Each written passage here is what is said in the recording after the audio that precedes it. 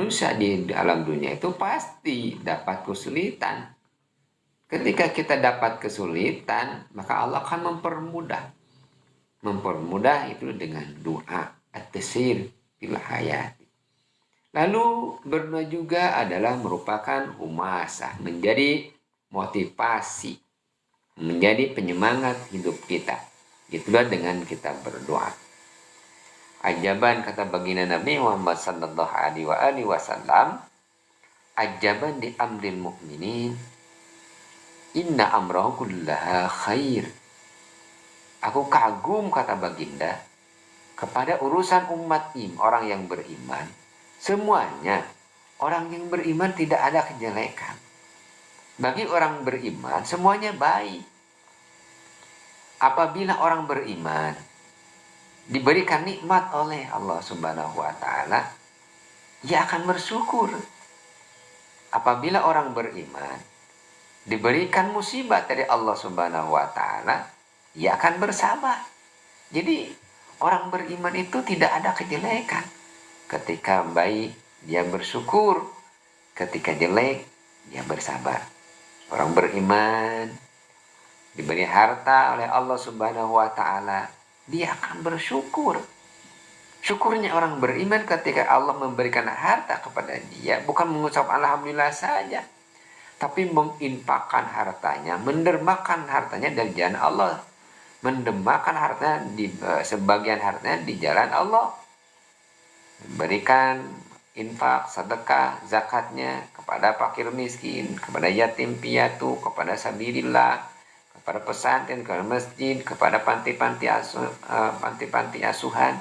Itu adalah harta kita yang disyukuri karena Allah. Ketika diberi kenikmatan, kita bersyukur. Kita diberi jabatan. Orang yang diberi jabatan nikmat dari Allah. Orang yang beriman pasti bersyukur. Syukurnya bukan alhamdulillah saja, tapi memanfaatkan jabatan itu untuk kemaslahatan manusia. Teman kita yang menjadi pejabat itu baik, menjadi dewan, menjadi bupati, menjadi camat, menjadi gubernur dan lain sebagainya, itulah harus kita syukuri. Itu kenikmatan yang Allah berikan menjadi pemimpin. Bagaimana cara bersyukurnya? Jadilah kemanfaatan bagi seluruh manusia. Kata baginda Nabi Muhammad sallallahu alaihi wasallam, khairun nas anfa'uhum linnas. Orang yang terbaik adalah orang yang bermanfaat di antara manusia. Orang Allah kasih kenikmatan, dapat istri. Istri itu kenikmatan, dapat jodoh yang harus kita bimbing, yang harus kita muliakan. Man akraman nisa illa karim wa ma hanahun nisa illa lain. Barang siapa yang memuliakan wanita, dia orang yang mulia. Barang siapa yang menghina wanita, itu orang yang hina. Itu kita diberi kenikmatan oleh Allah dengan pasangan kita, penghidup kita. Begitu juga kita diberikan oleh Allah anak yang soleh. Itu bekal untuk kita. Anak kita yang soleh, tidak semua anak kita soleh. Tapi kita diberikan kesolehan anak kita oleh Allah. Itu kenikmatan. Bagaimana caranya anak kita supaya soleh? Kita didik. Mendidik anak itu adalah bukti syukur kita kepada Allah. Kita diberikan oleh Allah keimanan. Alhamdulillah, tidak semua orang beriman. Kita bukan saudara, bukan putra Nabi, kita bukan saudara Nabi, kita bahkan jauh dari Nabi, tapi kita beriman. Sementara ada saudara Nabi yang dekat dengan Nabi tapi tidak beriman. Nah, kita diberikan kebaikan, keimanan. Bagaimana bersyukurnya kepada Allah dengan melaksanakan taat. Oleh karena itu, melaksanakan sholat, berpuasa, dan ibadah yang lain, itu adalah tanda syukur kita kepada Allah karena kita diberikan keimanan oleh Allah Subhanahu wa taala. Jadi orang beriman itu ketika diberi kebaikan bersyukur. Dan apabila bagi orang yang beriman diberi musibah, dia bersabar. Tidak pernah keluh kesah. Dalam arti tarkus syakwa min alamil balwa. Meninggalkan keluh kesah dari pahitnya bala yang menimpa kita semua. Ya, ketika orang beriman dia diberi musibah, dia bersabar kepada Allah. Dan itu tanda orang yang baik. Ketika Allah memberi musibah, cobaan kepada kita, itulah tanda orang yang baik. Dalam satu riwayat tadi, Rasulullah bersabda, kata baginda, apabila seorang selama 40 hari tidak pernah merasakan ujian dari Allah, itu bukan orang baik.